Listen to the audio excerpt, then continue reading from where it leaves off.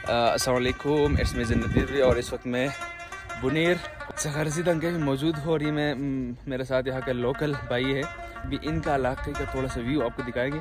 बहुत छोटे छोटे पहाड़ नीचे रह गए, घर नीचे रह गए और हम बिल्कुल टॉप पे आए। यहाँ से थोड़ा सा आगे जाके बुनीर डिस्ट्रिक्ट ख़त्म होकर शंगला डिस्ट्रिक्ट स्टार्ट होता है। तो सोचा आप लोगों के साथ ये वाला व्यू भी शेयर करें।